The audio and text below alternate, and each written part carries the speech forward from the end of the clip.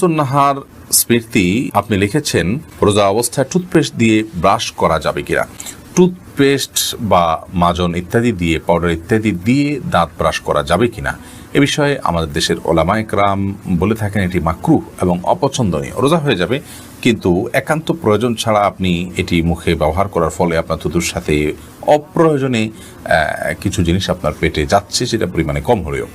তো এই জন্য এটা আপনার জন্য অনুচিত এবং মাকরুহ। সাহরি খাওয়ার সাথে সাথে আপনি ফজরের আগে আগে ব্রাশ করে ফেলবেন, এরপর দিনের বেলা আপনি মেসওয়াক করবেন কিংবা খালি ব্রাশ দিয়ে আপনি দাঁত ঘষবেন বা পরিষ্কার করবেন।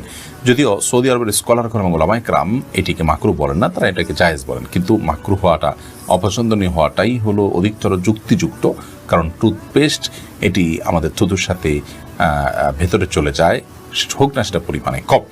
তো এটিতে একান্ত প্রয়োজন নাই, যার কারণে আপনি সারির আগে আপনি টুথপেস্ট দিয়ে ব্রাশ করেন, পরবর্তীতে খালি ব্রাশ কিংবা মেসওয়াকের অভ্যাস গড়ে তোলেন। যে দিনের বেলা আপনি খাদ্য গ্রহণ করছেন না বিধায় এটা নিয়ে খুব বেশি পেরেশান থাকারও কোনো কারণ নেই।